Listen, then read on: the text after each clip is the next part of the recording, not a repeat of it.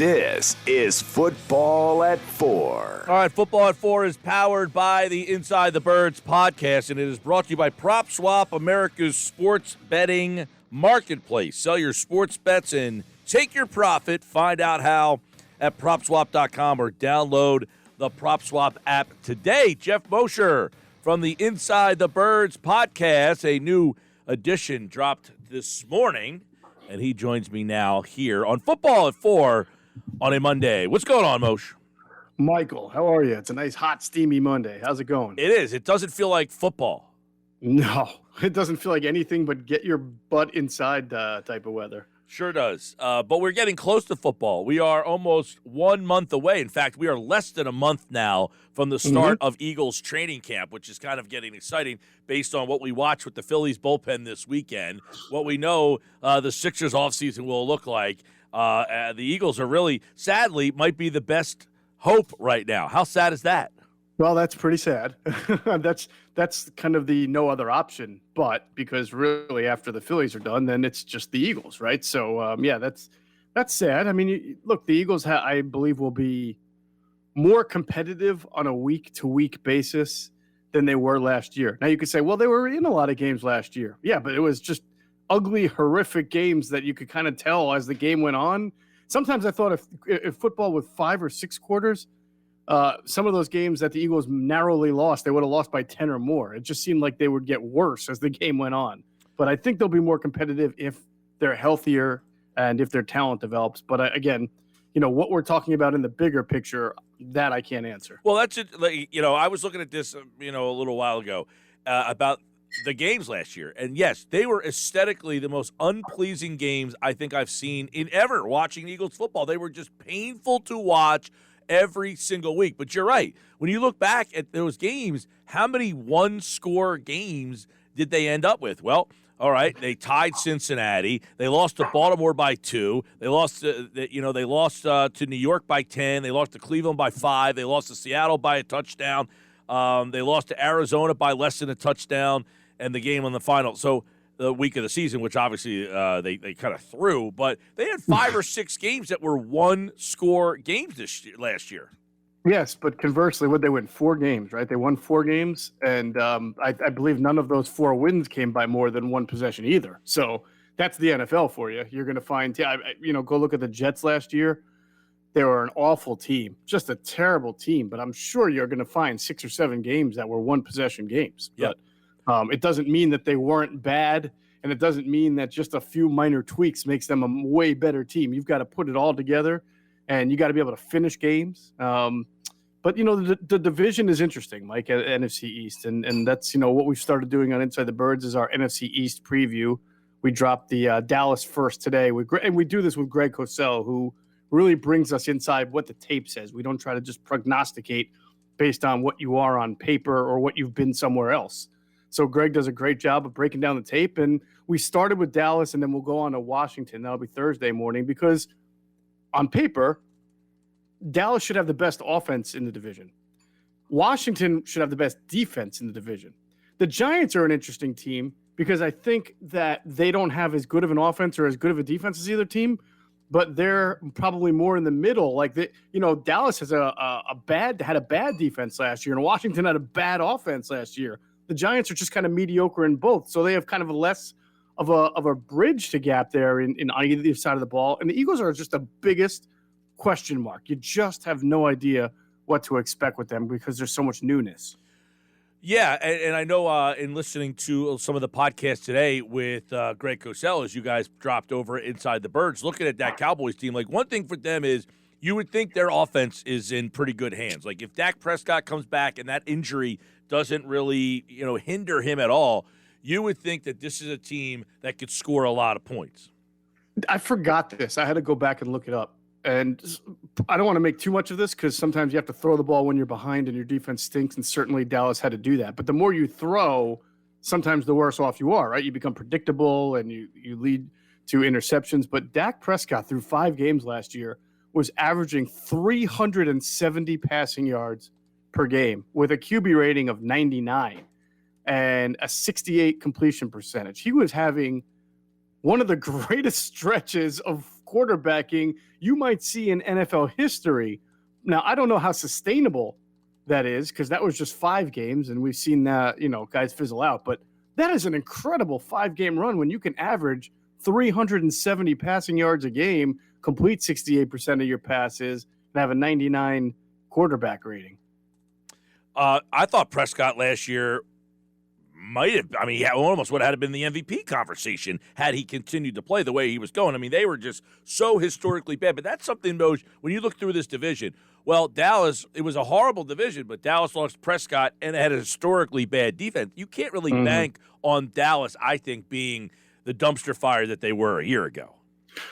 No, I mean, I think that they've tried to make some improve. Look, I mean, they realized the Mike Nolan experiment did not work out well, so they moved on. They bring in Dan Quinn, who did not work out well as a head coach in Atlanta. I mean, after the Super Bowl run that they had, certainly was supposed to be a defensive mind, and they did not have good defenses there. Now they've tried to draft specifically to help his side of the ball. I think their entire draft was defense, and then they picked an offensive lineman too. They drafted a really talented corner in Kelvin Joseph, who had some off-field issues. Surprisingly, the Cowboys drafted him. But he's supposedly very, very talented. Trayvon Diggs last year, if you watched the first 5 games, you thought this guy was going to be terrible. He really, really improved by the end of the year, though. He got hurt, came back, improved well.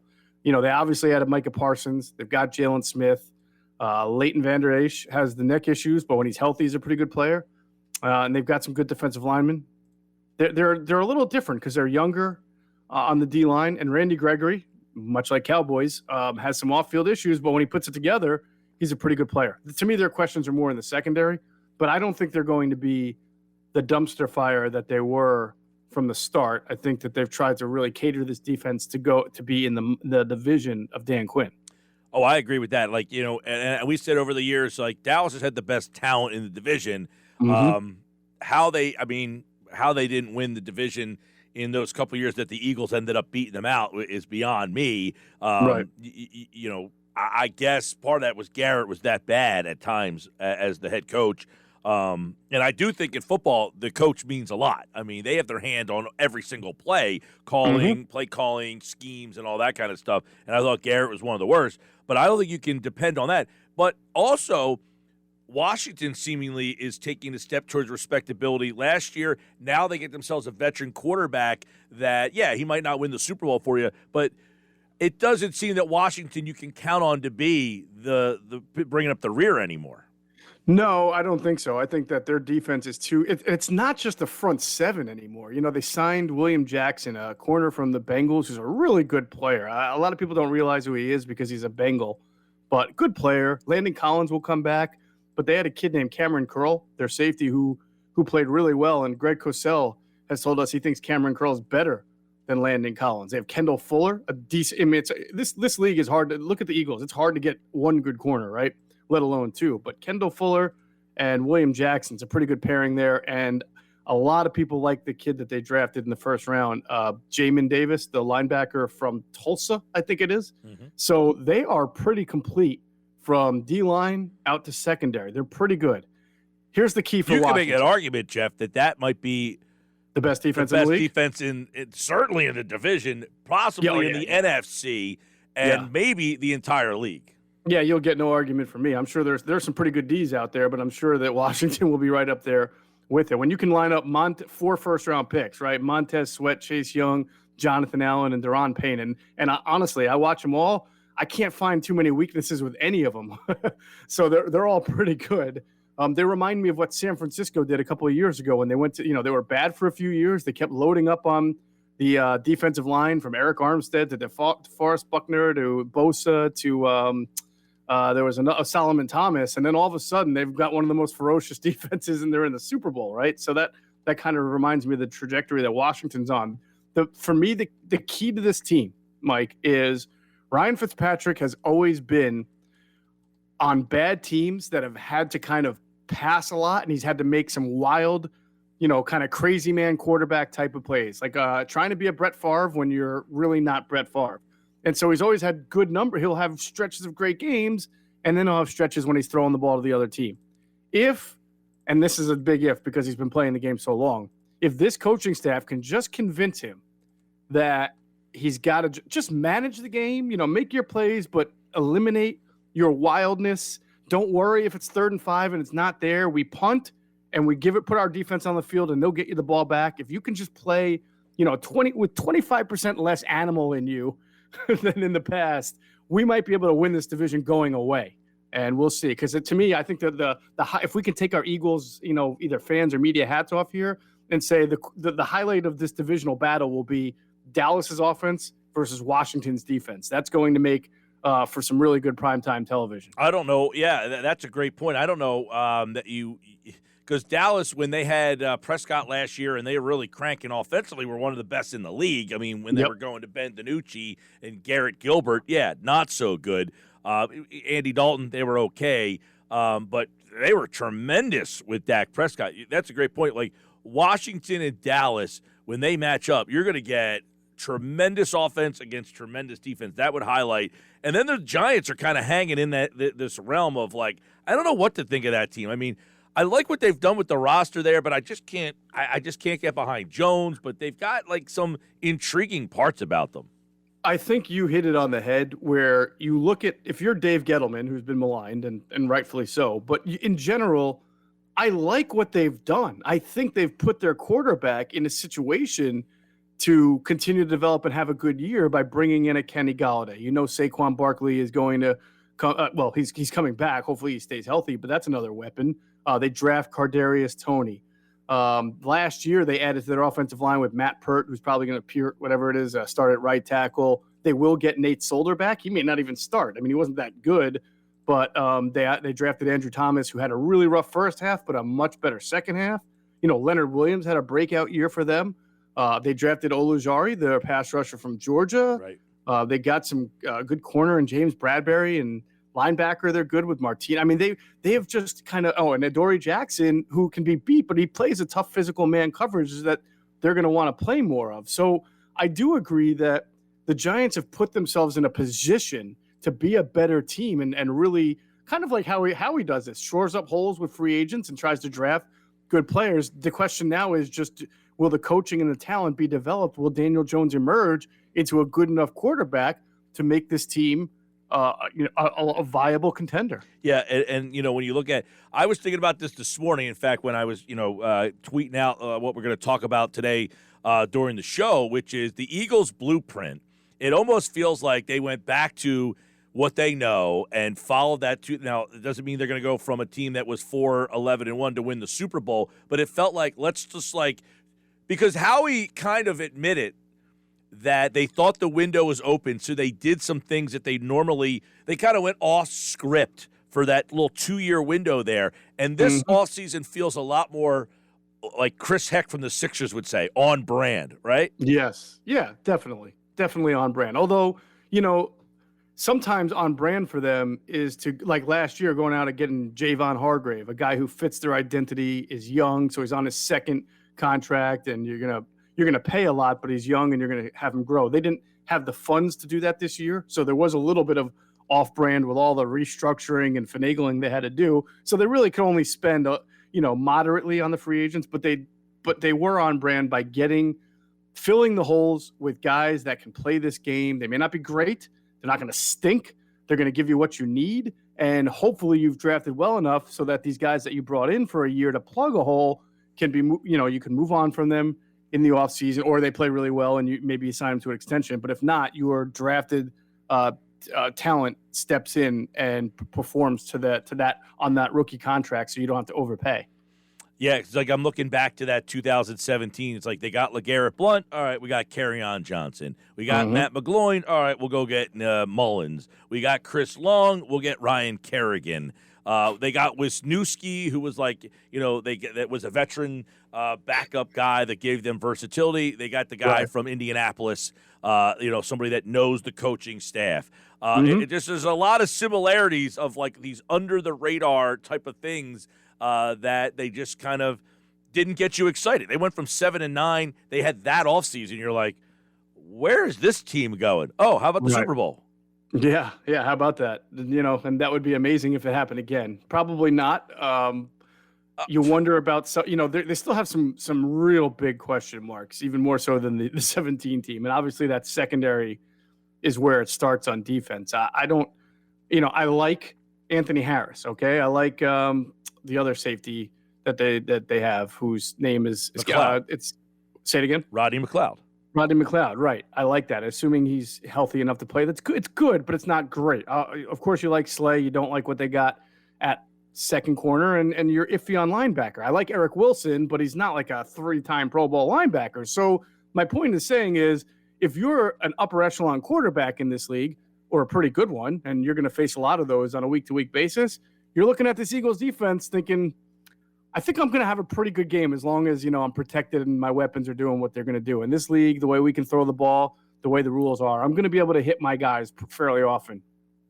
All right, Geoff Mosher, Football at 4, as we'll continue to look through the divisions and get you ready for training camp, which is now less than a month. Now, I will ask you, this whole NFL is now allowing teams to wear the different uniforms and the different helmets. They're going to kind of go like NBA route. You're going to see different uniforms and all that stuff. But it appears that all the fans who want the Kelly green are not going to get that.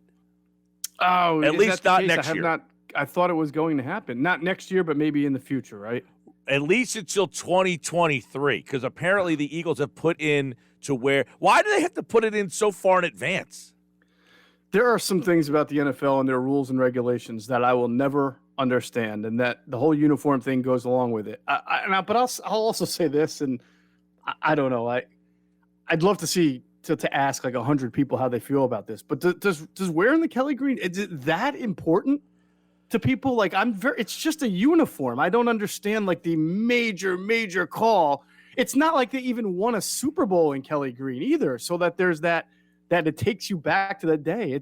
I'm a little perplexed by how many people seem to live their life for this. I know. Well, I feel like it's like the generation right past us, because I'm not like tied to the Kelly green. I'm 44, so growing up they wore them, but not like in my years. Like they switched over to this midnight green once like the Andy Reid era kind of started, and like so the best times I remember were wearing that. Now, when I was growing up, you had Reggie White, Randall. I was like 12, 13, 14. At that age, like you're kind of growing into your sports fandom, so I don't think you're like attached to. So I don't feel like the attachment to the Kelly green that maybe someone that's like 5 to 10 years older. Yeah, I can see you grew up, and that's kind of when the NFL was really starting to come into prominence. And there's so much love for those early 90s teams, Buddy, Ryan, of course. Yeah, but it still fascinates me. Buddy's a hero. He never won a playoff game. Yeah. I don't get it. If Buddy were coaching these days, people would hate him. People would say, Buddy, you never won a playoff game. You treat offense like it's the kicker. You don't care. Philadelphia fans are great. And they're also, I always say, they embrace personality over performance. Yeah, like sometimes they do. Aaron Rowan runs into the fence. He's the best. He stunk. Bobby Abreu bats .350, but he's boring and not enough. Yeah, exactly. So Buddy Ryan was boisterous and spoke his mind. Never won a playoff game, but we love him. Andy Reid did nothing but win. Was very boring. Didn't really like him all that much. It's just like this weird dynamic, but. All right, man, I'm looking forward to the start of training camp. Is obviously the Sixers season went off the rails. The Phillies season, that was an embarrassment this weekend. That was never on the rails. No. The Phillies season, no. No, well, that thing is off the rails at all times. And, like Reese Hoskins, what he says this weekend, like that to me is like the epitome of like, hey, we're okay with this, right? We're okay. Write something good. Can you imagine if like the leader of the Eagles came out and said that? No, I can't. Plus, I can't imagine a guy coming out and said, "Don't forget to write something good," and the next day makes the game-losing error. Exactly. Of all the people. Apropos. I mean, I know Alec Bowe made one too, but geez, come on. All right, check out the new Inside the Birds podcast. Greg Cosell makes an appearance looking at the NFC East. The Dallas Cowboys. We'll do the same leading up to training camp, July 27th, football at 4. We got plenty more for you here. Andrew's tomorrow. Jeff's back on Wednesday, and Adam will be here on Thursday's edition. All right, man. Take care. Take care, Mike.